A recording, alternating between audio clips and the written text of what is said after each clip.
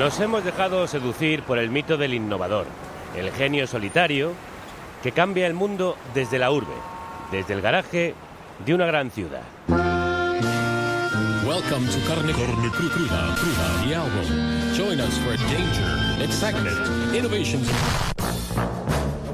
A través de la tecnología y sin mirar las consecuencias sociales y personales de sus creaciones.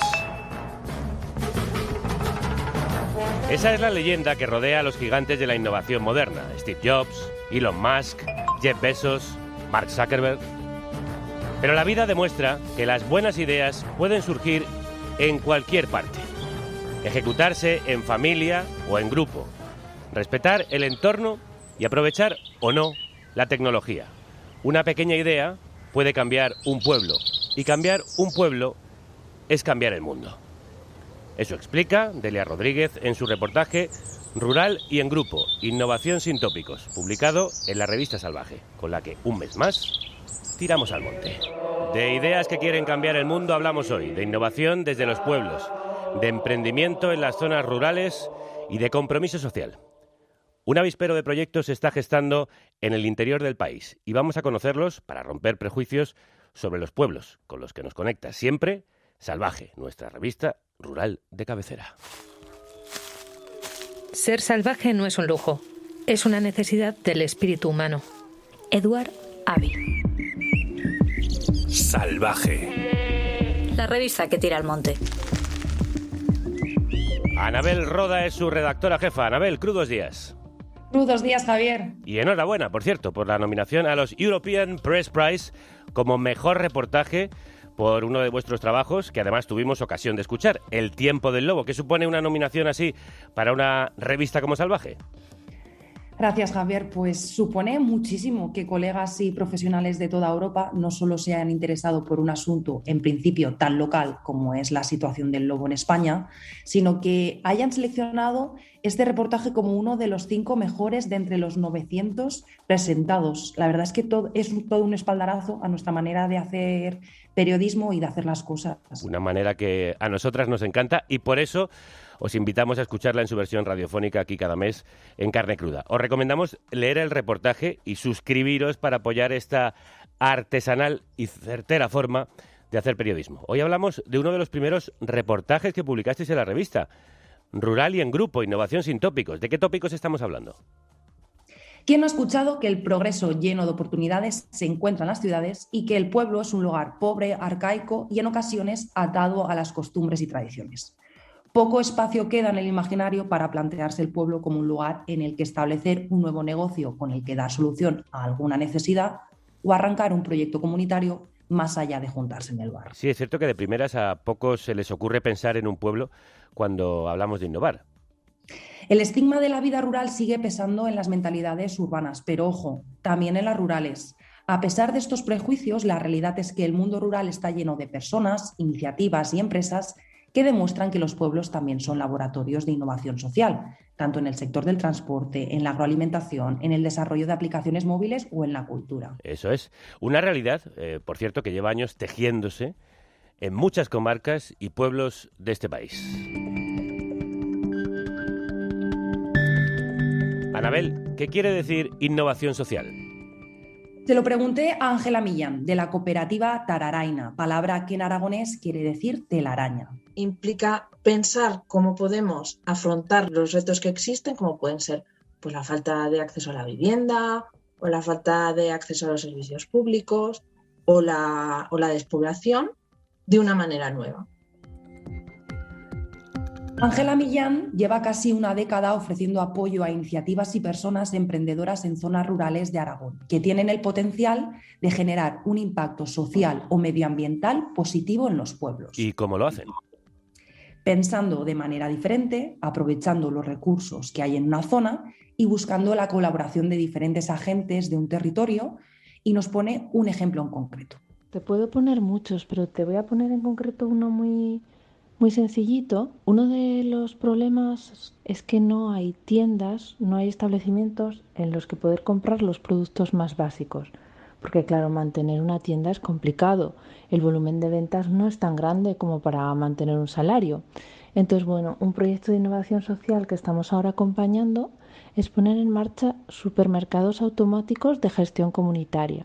Se trata de unas máquinas grandes, automáticas, de vending, un poco especiales. Bueno, ven a hacer un supermercado automático de segunda mano. Y los vecinos y vecinas se ponen de acuerdo para elegir qué productos se ponen a la venta. Como bien dice Ángela, los vecinos comprarían a precio de coste en este supermercado y el resto a un precio algo superior. Es decir, lo que saldría de margen serían esos beneficios que podrían destinarse a proyectos comunitarios que sucedan en el pueblo. Curioso. ¿Y se pueden revertir las carencias en zonas rurales e incluso revertir la despoblación con pequeños negocios y proyectos de innovación social? El emprendimiento no es la solución al problema de la despoblación, ¿no? Porque hay retos tan enormes que ahí o interviene la administración o no hay nada que hacer, ¿no? Por ejemplo, cuando hablamos pues que no hay acceso a la sanidad o problemas de infraestructura, eso es muy difícil resolverlo desde el emprendimiento. Para hacerles frente a estos problemas que ya menciona Ángela, la falta de vivienda en los pueblos, el acceso a la tierra o la centralidad de los servicios en la cabecera de comarca, son necesarias políticas públicas y el emprendimiento y las iniciativas sociales pueden contribuir, pueden ayudar a esas políticas públicas, pero por sí solas, Javier, no son la solución. Entiendo. Con la llegada de la pandemia, la vuelta a los pueblos se percibió como una alternativa posible contra la despoblación de muchos núcleos rurales. Pero los datos nos dicen que esa llegada no ha sido tal. Anabel, ¿cómo ha afectado la pandemia a la hora de emprender en lo rural? ¿Qué nos dice Millán?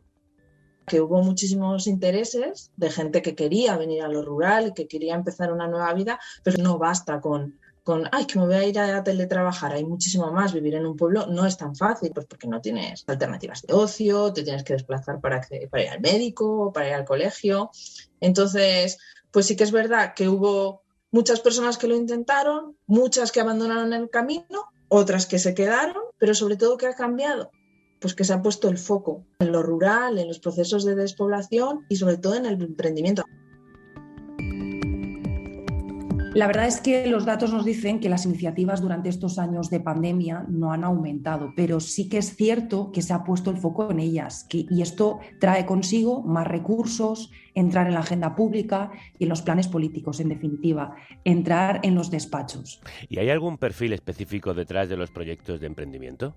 Las personas jóvenes y las mujeres son los colectivos que normalmente impulsan estos proyectos de innovación social y, curiosamente, son colectivos que, como decíamos antes, están menos presentes en los circuitos habituales de emprendimiento. Tienen más dificultades de acceso al crédito, de optar a otras oportunidades de desarrollo.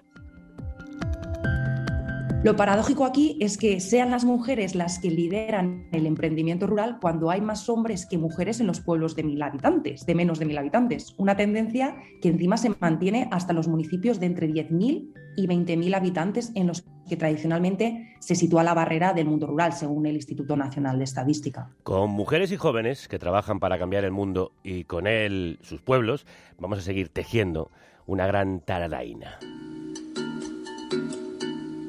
La pérdida de población en el medio rural hace que la administración deje de prestar servicios y que deje de ser un lugar donde gente mayor con enfermedades pueda vivir con seguridad. Deja de ir el médico, dejan de ir las líneas regulares de autobús. Cuando cerramos, la gente nos empezó a llamar y nos decían que si no les llevábamos la compra se tenían que ir. Pensamos en darle la vuelta al modelo y crear un negocio de logística. Entiendo que a los 95 no puedas vivir en un sitio, pero irte a una residencia a los 70... cuando estás perfectamente porque no puedes comprar un litro de leche, es una vergüenza. Cuando sacas a los mayores de sus casas, los conviertes en desplazados. Llevar los servicios es más barato que centralizarlos en la cabecera de comarca. La Exclusiva es uno de los casos de emprendimiento social de referencia, según cuenta Delia Rodríguez en el reportaje de Salvaje que os citaba. Nació para abastecer a los vecinos y a las vecinas en la provincia de Soria. Victoria Tortosa es su cofundadora. Victoria, crudos días. Hola, buenos días. Encantados de saludarte y de conocerte. Enhorabuena por esta iniciativa. ¿Cuál fue el detonante para La Exclusiva? Bueno, al final el detonante, nadie se levanta una mañana y es emprendedor social, ¿no? Soria lleva perdiendo población desde el año 1900 y llega un momento que nosotros que venimos de un negocio de pequeñas tiendecitas en el medio rural, te das cuenta de que las personas que quedan en el medio rural no son suficientes como para mantener un negocio así. Y además no estás cumpliendo el objetivo, que no deja de ser otro que abastecer a la población. Entonces, llega un momento que cuando la administración deja de prestar servicios públicos, las personas empiezan a marcharse porque el medio rural se convierte en un lugar inseguro para vivir y el negocio privado decide cerrar. Pero hay muchísimas personas que todavía siguen viviendo en el medio rural y que siguen necesitando estos servicios, no solo alimentación, sino muchísimo más. Entonces ahí es cuando nosotros hacemos un estudio de campo y lo que hacemos es darle una vuelta al modelo de negocio tradicional y pasar de una tiendecita de ultramarinos a una empresa de lo que nosotros llamamos logística social para llegar a más personas y para que todas esas personas y a más pueblos no tengan que marcharse de su casa y además no les cueste más dinero vivir en un pueblo que vivir en la capital, ¿no? O sea, buscar la forma de hacerlo sin coste añadido. ¿Y eso cómo funciona? ¿Cómo lo hacéis? Bueno, todas las personas que viven en el medio rural, que ahora mismo no tienen acceso a productos de primera necesidad, no solo alimentación, ya digo que desde muebles, textil, zapatería, electrónica, electrodomésticos, tintorería, catering, jardinería, o sea, cualquier cosa que una persona necesita para llevar una vida de calidad, ellos hacen sus pedidos, los envían a la exclusiva a través de un programa que agiliza y centraliza todo eso, los dispara a los proveedores se encargan de prepararlos y la exclusiva pasa, recoge y reparte a domicilio el día que corresponde de la semana y a final de mes se cobra un porcentaje sobre el volumen total de ventas a cada uno de los proveedores. De tal forma que tienes acceso a cualquier producto o servicio como si estuvieras en la capital o en una cabeza de comarca y además al mismo precio. Con poca población y dispersa, Victoria, ¿salen los números?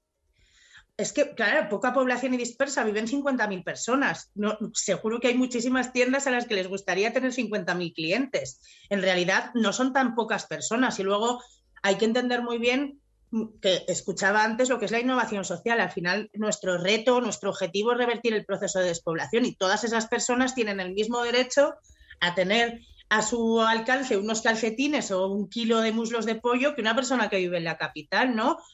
O al médico, a gestionar su dinero, o a si se le rompe la pantalla del móvil poder cambiarla, ¿no? Y ahora mismo, en este momento, cuando nosotros nos pusimos en marcha, no lo tenían. Habéis abierto otra línea de negocio más allá de la logística, que es la formación en el uso de smartphones. ¿En qué consiste? Sí, bueno, la abrimos a raíz de la pandemia. Nosotros tenemos nuestro proveedor de reparación y venta de aparatos electrónicos, se llama Luis Mundo Digital, es una tienda chiquitita que está aquí en Soria y hablando con él pues le contaba pues que durante el confinamiento mucha gente mayor compró el teléfono smartphone, un teléfono de nueva generación para poder ver a los nietos y a los hijos y poder hacer fotos porque estábamos todos encerrados, pero no lo saben usar, ni siquiera son conscientes de la calidad de vida o de la mejora en su vida o del impacto que puede tener saber utilizar el móvil, no solamente por el acceso a gestión de dinero, aplicaciones de salud. Ahora mismo para pedir cita en el médico necesitas en Soria el SACIL Conecta, sino para el ocio, ¿no? Saber utilizar Facebook, Netflix, YouTube. Aquí en Soria todos sabéis que hace mucho frío en invierno y entonces se sale poquito, ¿no? Y es muy, muy, muy importante. Pero ¿qué pasa? Que llegar a los 518 núcleos de población que llega a la exclusiva, muchos pueblos, pues creo que son 2 de cada 3 tienen menos de 100 habitantes. Estoy hablando en torno a 20, 25. Era súper, súper, súper difícil. Entonces, hablando con Luis, lo que hicimos fue un proyecto que se llama Pixi Baila Exclusiva, para organizar todo, utilizar un poco la capilaridad de la exclusiva para poder llegar entre los dos a todas esas personas. Y presentamos un proyecto a la Fundación Caser y a Caja Rural de Soria y nos lo concedieron y en eso estamos. Llevamos, creo que son 26 pueblos y va muy, muy, muy, muy bien porque de verdad a las personas en los pueblos les interesa mucho saber utilizar el teléfono y además lo necesitan muchísimo. Muy buena idea, muy bien pensado. Oye, por lo que estás contando, Victoria, sois algo así como un Amazon rural. Odio esa palabra, o sea, es que es algo que Os lo me preguntaban muchísimo. en el reportaje de Delia. Nos lo preguntaban, pues lo cuento siempre, ¿no? Aparte de la relación personal que yo tengo con cada uno de mis clientes, la exclusiva va mucho más allá, ¿no? Porque Claro que te sí. preocupas, les cuidas, por así decirlo, ¿no? Y siempre pongo el mismo ejemplo, y es que cuando me voy de vacaciones, que solo lo cierro 5 días al año, me llaman 700 abuelas para ver si me lo estoy pasando bien. Y yo a mi repartidor de Amazon no lo llamo. Pues claro que no. Perdóname entonces la comparación. No te retires, que vamos a seguir conociendo a otras innovadoras sociales. La política agraria común, PAC, y las propias necesidades de una explotación extensiva requieren una cantidad enorme de datos. Altas, vacas, parideras, cubriciones, traslados, inseminaciones, ventas, partos, alimentación, vacunas, medicinas, que cada uno recoge, el que los recoge, como puede, explica. Una aplicación como Camporal, creada por ganaderos para ganaderos, es un cuadro de mandos donde ves toda una explotación, dice su creadora. Aunque existen programas de ordenador, el móvil permite tomar notas sobre el terreno y evita los errores de transcripción y trabajar por duplicado. Así, el día que tengamos una inspección, solo tenemos que darle a un botón y sale todo impreso, porque llevamos los deberes hechos. Lo cuenta Rocío Vera, que junto a su hermana María son la quinta generación de una familia dedicada a la explotación extensiva de vacuno en Almodóvar del Campo, en la provincia de Ciudad Real. Un oficio tradicional al que han añadido la creación de una app, una aplicación llamada Camporal. Rocío, crudos días. Hola, buenos días. ¿Por qué era necesaria esta aplicación para gestionar la explotación? Pues porque nosotros tenemos muchísimos trámites con la administración, tenemos una burocracia complicadísima, bueno, como todos los sectores, pero nosotros encima de un sector tan tradicional, tan disperso, pues se nos complica muchísimo la cosa.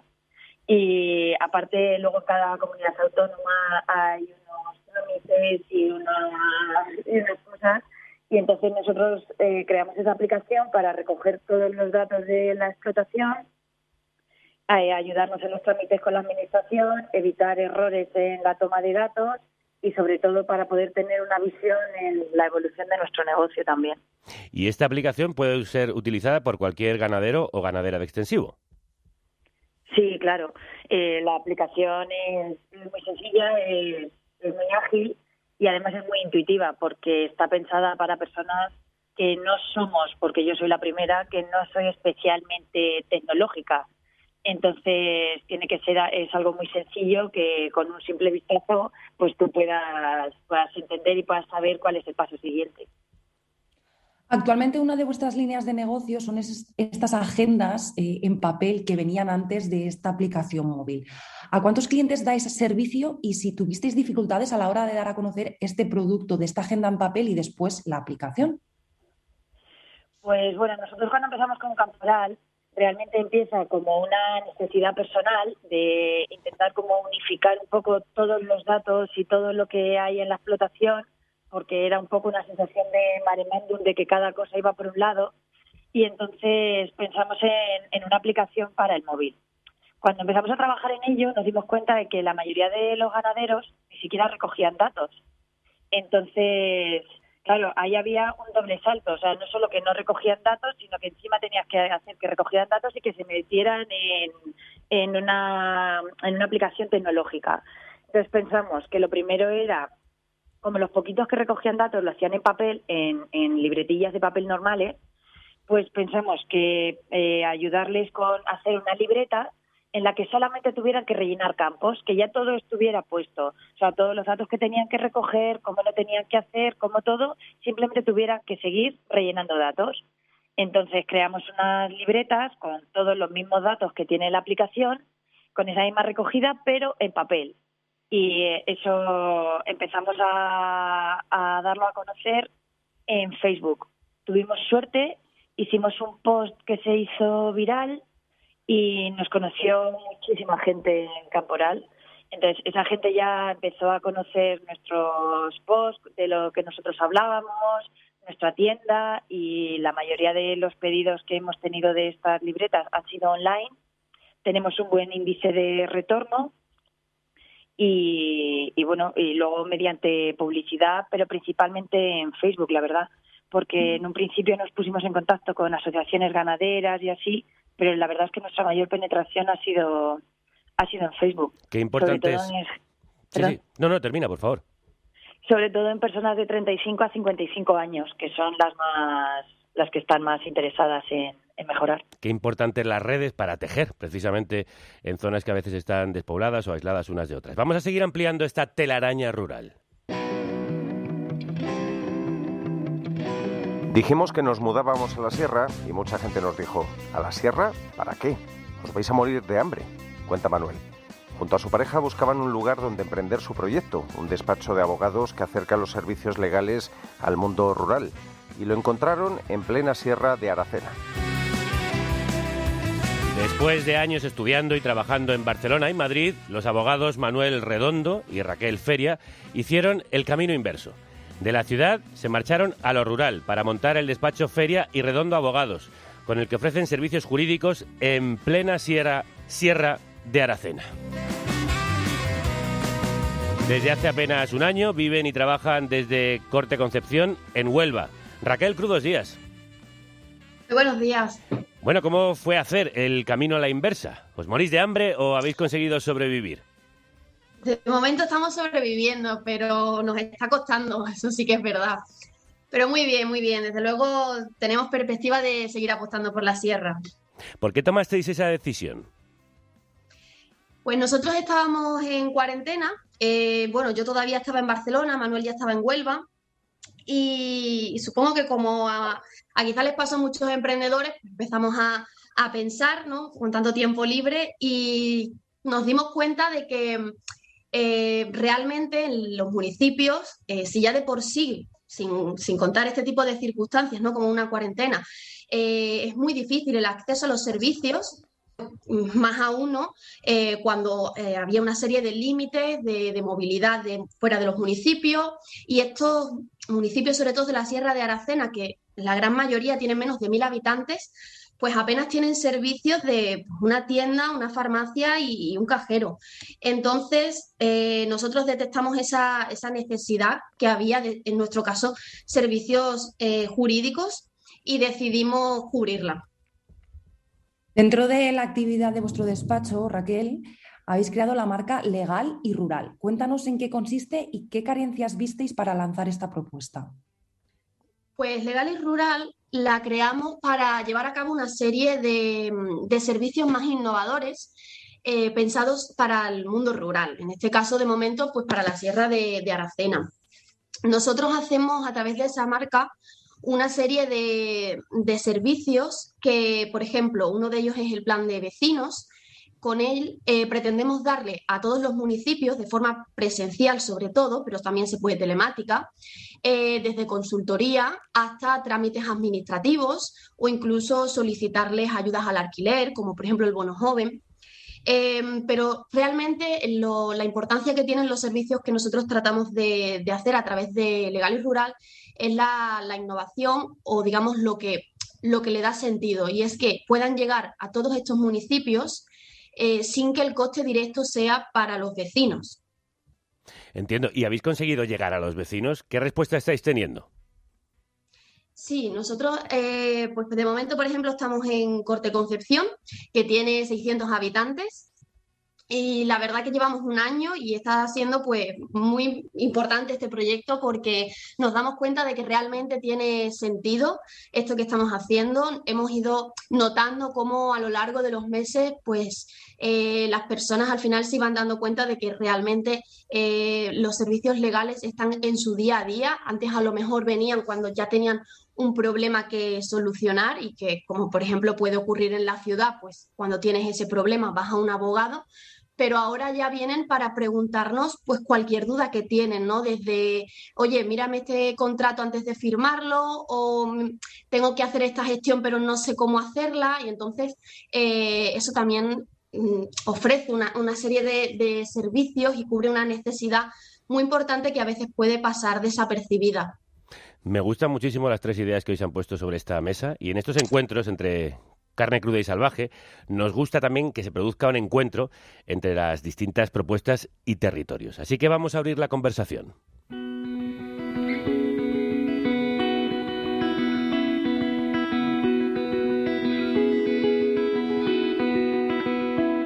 Seguimos con Victoria, con Rocío y con Raquel. Victoria, ¿crees que ha sido más fácil abrir y reinventar el negocio estando en una zona rural?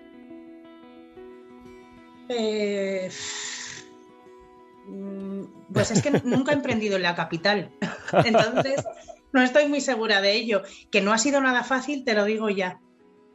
Pero sí que es cierto que el medio rural tiene algo y es esa comunidad, ¿no? Esa vida en comunidad que crean, que hace que sea mucho más fácil llegar a las personas que quizás en la capital. Y eso para mí ha sido muy importante. Además, el problema de la despoblación es tan grande que no así, es más fácil conseguir que todos esos agentes del medio rural te den la mano que seguramente habría sido en ciudad. También se lo quiero preguntar a Raquel y a Rocío. Rocío, ¿cuáles son las ventajas y los inconvenientes de arrancar en un pueblo? Pues bueno, la verdad es que yo vivo en un pueblo bastante grande, que es Puerto Llano, y aquí la desventaja principal que hemos tenido es que está muy lejos del sector primario. Aquí nadie sabe casi lo que es el sector primario y entonces no hemos tenido ningún tipo de ayuda ni de nada. Es verdad que en los pueblos de alrededor, en Ciudad Real y sobre todo en Brazatortas, sí que nos han ayudado, porque ahí sí que saben lo que es el sector primario y sí que, sobre todo, el alcalde es una persona estupenda y nos ha apoyado y nos ha ayudado muchísimo. Uh-huh. Raquel, y en vuestro caso, el contacto tan directo con el cliente y el tener una comunidad más a mano, eso ha sido una ventaja, supongo. Sí, sin duda, la cercanía que te ofrecen los pueblos no la encuentras en la ciudad. Nosotros, en este sentido, la ventaja que veíamos de emprender en el mundo rural, pues era que realmente todo estaba por hacer. Realmente allí hay abogados, pero hay en los grandes municipios y sí que pues tienen un servicio más tradicional que se puede encontrar en la ciudad, más centrado en resolver el conflicto. Y nosotros en ese sentido pues no solo queríamos llegar a todos los pueblos, sino también ofrecerles servicios distintos que estuvieran más en su día a día. Pero también es verdad que la gran desventaja, por otro lado, que tienen los pueblos es sobrevivir. Realmente allí no hay una gran cantidad de dinero, ¿no? Las personas no tienen una renta per cápita muy alta y por eso también hay que buscar servicios o modelos de trabajo pues orientados a que sean costeados por personas que realmente, o por entidades, mejor dicho, que tengan dinero. Yo no sé si puedo hablar, sí, claro. Decir algo. A mí lo que me ha parecido y me sigue pareciendo dificilísimo es el trato con la administración. Ajá. O sea, nosotros llevamos 9 años trabajando con la exclusiva y no se me ocurre que tengan que hacer nada más importante que llevarle la comida a las personas. Y a día de hoy, ni Pixi ni la exclusiva tienen no solamente ni un duro de dinero público, sino que en este momento posiblemente la administración sea mi competencia más dura. No porque no me quieran, sino porque no entienden la innovación social como algo que puede resolver un problema como la despoblación. Pues muy importante esa reivindicación que estás haciendo aquí. Sí, dale. A nosotros nos ocurrió exactamente lo mismo, Victoria. De hecho, nosotros llevamos menos tiempo, llevamos solo 1 año. Pero es verdad que empezamos apostando por las administraciones públicas, por los ayuntamientos locales, que al final son los que viven ese problema de primera mano, y nos está costando muchísimo que se sumen a este proyecto. Casi fue todo un logro que se sumara el Ayuntamiento de Corte Concepción, que desde luego le damos las gracias infinitamente, pero aún así es verdad que nos está costando mucho que las administraciones públicas se involucren cuando deberían de ser las primeras interesadas. Rocío, ¿tú te has sentido en algún momento juzgada en tu pueblo por querer dedicarte a la ganadería y luego meterte en la tecnología? Sí, bueno, desde que empecé a trabajar en mi entorno, yo siempre he querido trabajar en el campo, entonces mi familia, mi entorno, pues ya lo sabían y no he tenido absolutamente ningún problema nunca, pero es verdad que toda la gente de fuera de mi entorno nunca lo han entendido. De hecho, la frase que me han dicho siempre es, pues no te pega a trabajar en el campo. Yo, claro, es que no voy con el zurrón y la vara a la calle, no sé. Luego, es verdad que cuando entramos en la parte tecnológica, desde dentro del sector, toda la gente que nos rodeaba sí que nos ha apoyado y nos ha ayudado un montón. pero siempre hay el típico que critica, ¿no? Pero bueno, que no son las personas que son profesionales, ni referentes, ni nada. Al final el que critica siempre critica porque está detrás. Tampoco nos afectó mucho, pero sí, bueno, hemos tenido críticas y que oír cosillas. Pero bueno, tampoco le hemos hecho mucho caso nunca. Muy bien. En los 3 casos habéis hecho de la innovación una oportunidad laboral y económica para que sea perdurable en el tiempo. ¿Qué falta en los pueblos para que más proyectos así fructifiquen? Rocío, ¿cómo lo ves? Pues, a ver, yo principalmente lo que creo es que lo que hace falta es que dejen de hablar de la España vaciada y empiecen a preguntarle a la gente que vive en los pueblos lo que realmente necesita y a hacer política de verdad de lo que necesita la gente. Porque creo que la política está muy lejos de las necesidades diarias de la gente que vive en los pueblos, que al final la realidad es que cada día tienen menos cosas. Hay menos médicos, hay menos colegio, tengo que llevar a mi hijo de 3 años a un colegio que está a 40 kilómetros, que vaya en un transporte con niños y con gente que yo no conozco.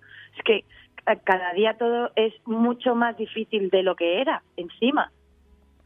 Y es que estoy totalmente de acuerdo con ellas dos, que la administración, a nosotras desde luego lo único que nos ha hecho ha sido poner trabas y complicárnoslo todo muchísimo. Qué tristeza oír eso. Menos hablar de la España vaciada y más poner los medios para que no se vacíe. Victoria, ¿tú qué piensas de esto que preguntábamos? Yo opino lo mismo. Creo que hay que hacer una estrategia a largo plazo de verdad desde el gobierno y el reto demográfico y después que le adapten a cada territorio. Porque si existe una línea que nos diga cuáles son un poco de manera clara cuáles son las oportunidades o el pie a las oportunidades que pueden surgir en cuanto a cuidados a tercera edad, logística, abastecimiento, salud, o sea, me da un poco igual, ¿no? Pero sí que hay una estrategia a largo plazo, creo que va a ser muy importante. De hecho, yo creo que el mayor problema que yo he tenido, y hablo de mí porque yo sí que llevo 9 años y 3 partidos políticos diferentes por el medio en Diputación, es que cada uno hace las cosas de diferente manera. Entonces, y nadie mide el impacto social de lo que hace. Sí que dicen cuánto dinero se van a gastar, sí que dicen cuánto dinero se han gastado, pero no nos dicen cuánto han mejorado la vida de las personas que viven en el medio rural o del medio rural. Entonces, creo que ahí está el fallo y que si a ellos nos obligan a medir nuestro impacto social y a tener indicadores y resultados y objetivos y actividades, ellos también tienen que hacerlo. Pues gracias por ayudar a mejorar ese medio rural y por estas reivindicaciones tan necesarias que habéis hecho hoy aquí. Victoria Tortosa es cofundadora de La Exclusiva, empresa que abastece a los vecinos en la provincia de Soria. Rocío Vera ha desarrollado junto a su hermana la aplicación Camporal para el sector ganadero y Raquel Feria es impulsora, junto a Manuel Redondo, del despacho Feria y Redondo Abogados en la Sierra de Aracena. De verdad ha sido un gusto escucharos a las 3. Un abrazo muy fuerte y muchísima suerte. Muchas gracias. Muchas gracias. Súper inspirador. Sí, mucha ilusión. Que es lo que también colaborativo, ¿verdad? No, sí. Anabel, ¿dónde nos has metido ahora? ¿A dónde nos has traído? Estamos en el patio de la Casa Bosque, en el centro de Caspe, un pueblo al este de la provincia de Zaragoza. Bueno, qué ambientazo. ¿Qué está pasando? Hoy nos parecía el mejor día para inaugurar ese espacio, el Día del Libro, y además pues hemos abierto a ese intercambio, hemos inaugurado nuestro pequeño espacio para este intercambio de libros, que estará siempre abierto cuando hagamos cualquier actividad en la casa, y luego coincidió también teníamos también previsto hacer talleres de diferentes tipos y había uno en concreto de encuadernación de libros. Así que mientras abajo en el patio estaba la gente con los libros, nos ha venido a tocar también con música en directo, que teníamos la guitarra también de fondo mientras la gente venía y se acercaba. Mientras la gente se acercaba para intercambiar libros. Eso es lo que dice Cristina Ferrer, que me recibió en la Casa Bosque, una asociación de la que forma parte. Pero no solo intercambian libros, Javier. La Casa Bosque está rehabilitando de forma colaborativa un edificio del siglo XVIII. La idea es convertirlo en un espacio de encuentro para todo el pueblo, un espacio abierto para que cualquier persona pueda organizar actividades y llenarlo de mucha vida. Y de muchos libros, y muchas historias, y mucha vida que hay dentro de ellos. ¿Cómo lo están haciendo? ¿Cómo se restaura un edificio de forma comunitaria? Pues algo curioso, la verdad, colgaron carteles por el pueblo con una foto de la casa y una pregunta: ¿alguien quiere recuperarla? Un llamamiento que atrajo a estudiantes de arquitectura, pero también a vecinos del pueblo que querían saber qué podían hacer. Entonces lo que empezamos a hacer fue talleres, las cosas que pensábamos que podían o que queríamos usar incluso para nosotros mismos era el recuperar la casa por medio de lo que por nosotros mismos. Entonces organizábamos talleres de restauración y a la vez que enseñábamos y fomentábamos que la gente se recuperara sus casas, sus fachadas, sacara la piedra, los mases de los campos los arreglara y aprendieran a arreglarlos, pues a la vez nosotros arreglábamos con ese mismo taller donde la gente aprendía pues también las fachadas de nuestra casa, ¿no? Entonces empezamos de esa manera. Y luego pues poco a poco nos metimos ya con la asociación, con subvenciones A los talleres de cañizo, cal o barro para rehabilitar las casas de la manera tradicional y local se sumaron las donaciones de verjas o muebles por parte de los vecinos y vecinas. Había hasta carteles de apadrina una teja, que todavía siguen, porque el proyecto va para largo. Ay, me encanta esa idea de apadrinar una teja. ¿Y qué les ha llevado a lanzarse a la apertura de este espacio? Para nosotros faltaba un poco un espacio que no tenga por qué ser un espacio donde un bar. Entonces, ese espacio que fomentara el encontrarse y el organizar cosas, que fuéramos nosotros mismos los que propusiéramos las cosas que queremos también hacer. Gente con inquietudes a nivel pues, social, pero también cultural, artístico o incluso en torno a la sostenibilidad. De hecho, pues, algunas de las actividades primeras que empezamos a hacer fue un poco para fomentar esto, que también nos parecía que hacía falta aquí en la zona y bueno, también el conservar y recuperar nuestro patrimonio, que de hecho fue un poco como empezamos, porque cuando abrimos la casa por primera vez... Ya lo habían intentado antes con el castillo, que finalmente tuvo otro uso, y eso les llevó a convertir esta casa de la familia Bosque en una alternativa cultural y comunitaria que da sentido a que la vida en un pueblo también puede ser interesante y llena de planazos. Qué interesante lugar, la Casa Bosque. Esperamos poderlo visitar algún día. Anabel Roda, redactora de la revista Salvaje, gracias por llevarnos hasta allí y por traernos este programazo que te has marcado. El placer ha sido mío, un placer... Ni leyendo, por favor, me quiero ir de vacaciones ya. Sí, voy a hacerlo yo otra vez y ya... Qué interesante lugar, la Casa Bosque, a donde esperamos poder ir algún día. Anabel Roda, redactora jefa de la revista Salvaje, como siempre, un placer y gracias por llevarnos hasta allí. El placer ha sido mío, Javier. Un abrazo salvaje a toda la familia Cruda. Hasta la próxima. Hasta la próxima. Gracias por hacer posible este diminuto mundo. No te olvides de que te necesitamos todavía, cada día, para hacerlo posible. Creo que la Casa Bosque, de la que hemos hablado, le encantaría a nuestra siguiente invitada.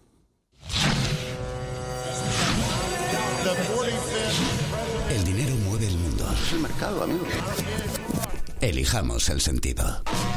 Consuma crudeza, con la colaboración de FIARE, banca ética para un mundo más justo.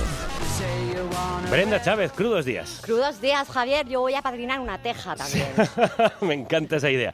Bueno, creo que hoy vamos a hablar precisamente de edificios que tienen otra vida de un curioso tipo de arquitectos. Cuéntanos. Por supuesto, vamos a hablar de arquitectura y urbanismo desde otra perspectiva, la de deshacer, rehacer e incluso no hacer. Toma ya. Es lo que nos propone Nundo, un estudio de arquitectura que son lo opuesto a los arquitectos estrella que dejan su impronta megalómana en cada urbe. Los trabajos de Nundo demuestran que es posible habitar y vivir mejor, precisamente no construyendo, rehaciendo lo construido o deshaciéndolo. Y para que nos lo cuente, tenemos con nosotras a Verónica Sánchez Carrera, cofundadora de Nundo y codirectora de su oficina técnica. Verónica, crudos días, bienvenida. Buenos días, muchas gracias. Bueno, cuéntanos cómo nace Nundo, que por cierto se escribe N''Andú, deshacer, sí. Y cuál es vuestra filosofía de trabajo. Pues mira, Nundo surge simplemente de querer hacer las cosas de otra manera, ¿no? Después de haber pasado tiempo trabajando en África, algunos de nosotros en sitios de campos de refugiados, volvemos a Europa, a Madrid, ¿no? Queremos seguir haciendo arquitectura y nuestra profesión queremos que sea de otra manera.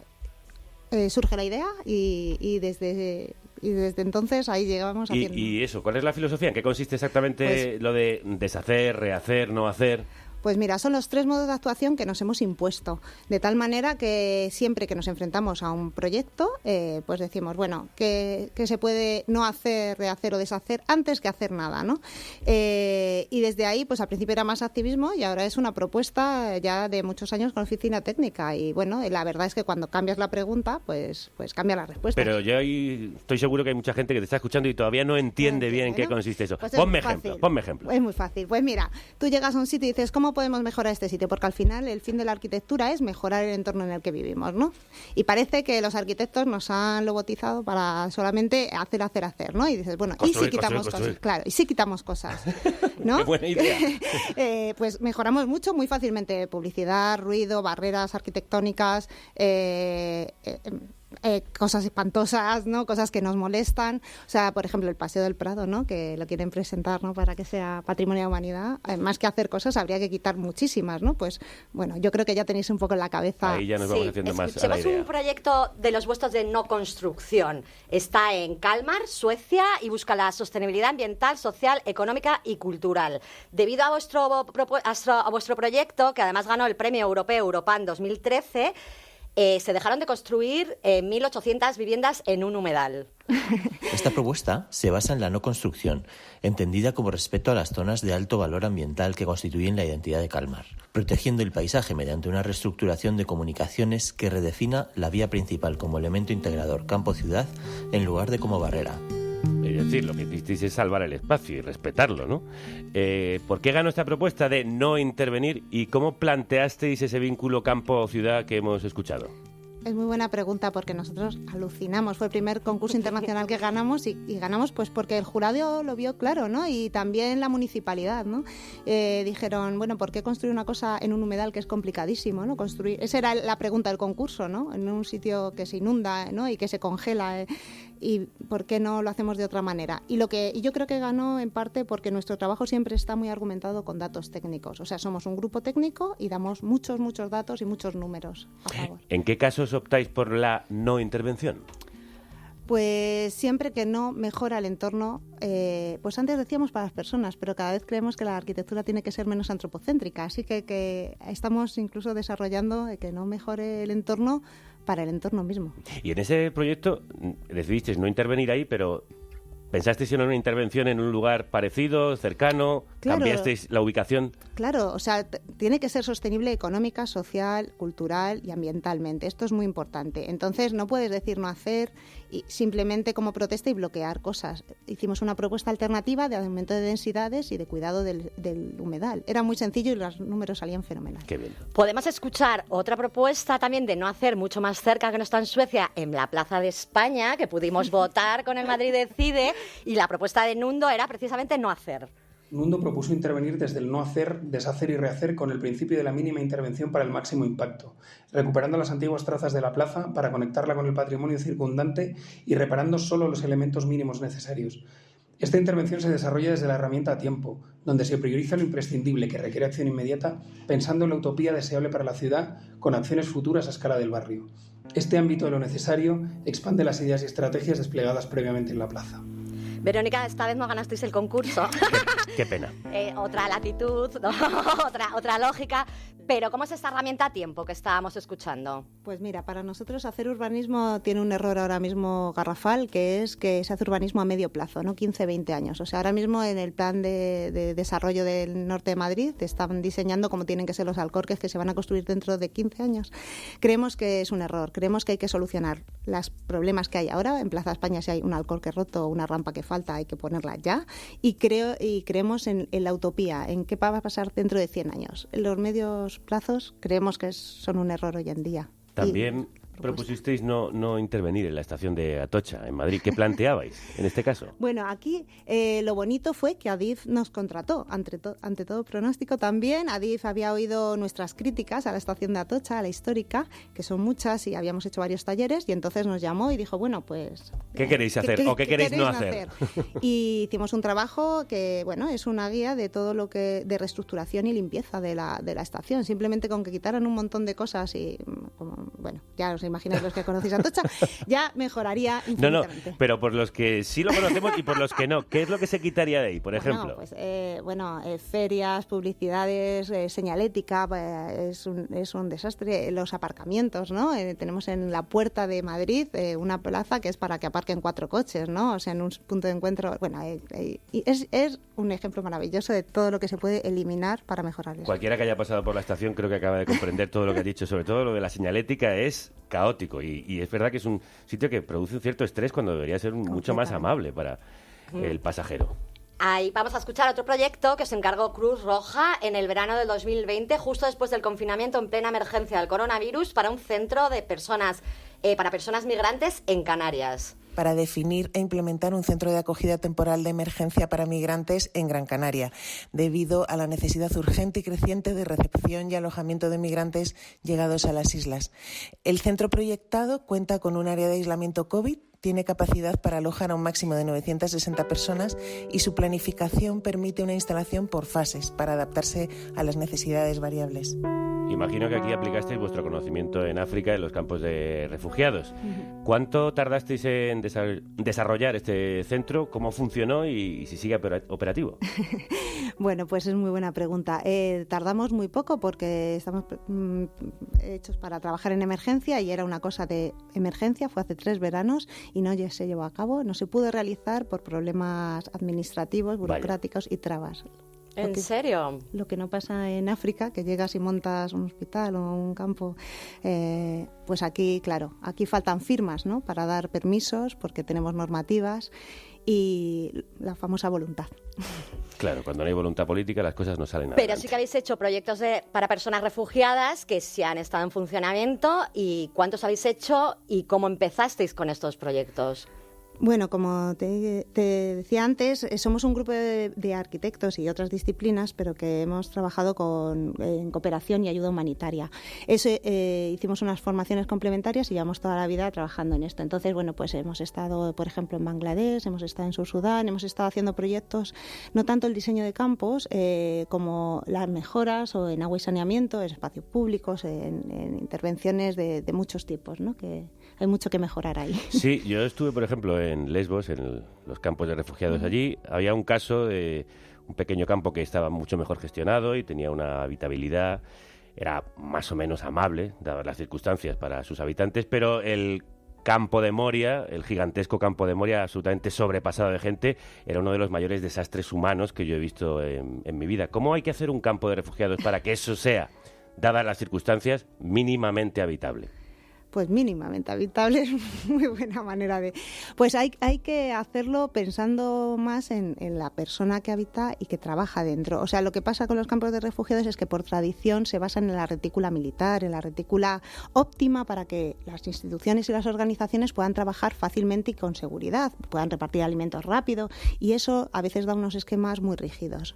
Ahora mismo, en los últimos años hay muchos más arquitectos y muchos más urbanistas trabajando en estos campos. Antes no lo había, antes eran voluntarios o militares o otro tipo de perfiles, ¿no? Y entonces, en realidad, es meter espacio público, meter áreas verdes y pensar en que no es solamente ordenar a la gente de manera temporal, porque a veces duran años, sino habilitar un espacio donde van a vivir varias generaciones en ocasiones. Sí, claro, se piensa muchas veces en la temporalidad, ¿no? Como que es algo transitorio, pero desgraciadamente muchas veces se pierde media vida ahí. Bueno, hay muchos campos que se llaman de larga duración, que hay más de 40 millones de personas ahora mismo que llevan más de 25 años, que es la definición de larga duración de campo, ¿no? Y vamos a escuchar uno de vuestros proyectos de deshacer, el tristemente famoso Hotel El Algarrobico, un paradigma de la especulación inmobiliaria del litoral. El Hotel del Algarrobico en el Parque Natural del Cabo de Gata es un paradigma de la especulación urbanística en el litoral. Doblemente ilegal, como ratifica el Tribunal Supremo, Nundo desarrolló en 2013 un informe técnico junto con Greenpeace para demostrar que es posible desmantelar el hotel con un coste de 7,8 millones de euros. El proyecto recicla un 98% de los materiales, generando ingresos y empleo durante 2 años, con un componente socioeconómico, cultural y educativo, recuperando la playa en su totalidad y devolviendo a su estado previo el territorio único del parque. Finalmente, el pasado mes de febrero, después de años de lucha activista, el Tribunal Superior de Justicia de Andalucía dictaminó que había que derruir ese espanto, ese asesinato a la Tierra. ¿Qué pasos se van a dar ahora para desmantelarlo? Pues mira, no sabemos los pasos, es complejísimo y ojalá se desmantele. Sabemos que nuestro informe está encima de la mesa, desde luego de las plataformas y de las organizaciones que están metidas en el proceso, pero nos gustaría mucho que se desmantelara por lo menos gestionando los residuos y desde un punto de vista lo más sostenible ambientalmente. Pero lo veremos pronto. Ojalá sí, hay que demoler ya. Demoler. Como decían los saicos. Total. También desarrolláis otros proyectos de accesibilidad. Vamos a escuchar el que planteasteis en Guadalupe, Extremadura. La intervención se plantea como una labor de acupuntura, procurando la mínima intervención para un máximo impacto y utilizando la resta como herramienta de reducción de barreras físicas y cognitivas para conseguir una accesibilidad universal. Pues explícanos esto de la resta. Pues mira, cuando empezamos con el activismo de hay que eliminar, lo que nos dimos cuenta es que una de las cosas que más sobran son barreras, tanto físicas como cognitivas, ¿no? Para el uso de las ciudades y de los espacios. Entonces, bueno, pues ahí empezamos a desarrollar una línea de trabajo que hemos hecho bastantes proyectos y en Guadalupe, que además es Patrimonio de la Humanidad, un sitio maravilloso, pues claro, para solucionar estos problemas siempre es mejor eliminar cositas y hacer intervenciones pequeñas y mínimas, que no visibles, que la gran rampa, que la gran tal, ¿no? A veces hay que hacerlas, pero muchas veces se pueden evitar. De hecho, creo que habéis publicado un libro al respecto de estos temas, Desde la Resta se llama. Sí, bueno, es un ensayo que sienta las bases de la teoría que proponemos y para nosotros es más que un libro, es una herramienta de discusión, ¿no? Ahora, afortunadamente, ya casi está obsoleto, ¿no? Porque seguimos desarrollando teoría, así que... La accesibilidad sigue siendo una cuenta pendiente en el urbanismo y la arquitectura de los pueblos y las urbes de nuestro país. Y del mundo entero, sí, es un temazo y insisto, no solo la física sino la cognitiva, Lo de Atocha, o sea, en Atocha nos perdemos todos, o sea, es accesibilidad también, no es una... Entonces, bueno, pues sí, es un campo muy bonito además donde queda todo por hacer. En todos estos años de trabajo habéis colaborado con 150 profesionales, incluso habéis hecho llamadas por redes sociales para algunos proyectos y os gusta incorporar miradas diversas. ¿De qué manera otros profesionales colaboran con vuestro trabajo? Pues hacemos siempre llamadas, siempre que tenemos un proyecto. Nosotros, como el núcleo duro, somos sobre todo arquitectos y arquitectas y en realidad lo que nos enriquece son los demás. Entonces hacemos llamamiento y en todos los proyectos tenemos como criterio que al menos una o dos personas sean nuevas o externas y colaboren con consultorías, revisiones, con lo que sea. Y luego, bueno, estudiantes siempre, ¿no? Sí. Ha sido un placer escucharte. Pues nada. Verónica Sánchez, del proyecto Nandú, y Brenda Chávez, que siempre nos trae lo mejor de cada casa. Muchísimas gracias. Un placer. Mañana viene Marta Medina con sus especiales de cine y entrevistaremos a nuestro queridérrimo Daniel Guzmán, canalla de barrio y amigo de esta carnicería que acaba de estrenar su segunda peli, Canallas. Nueva entrega de Cine Kinky en la sección que patrocina TCM y la banda sonora en directo con Diego el Tuanguero presentando su último discazo. Aquí, en tu república independiente favorita. Hasta entonces, que la radio os acompañe.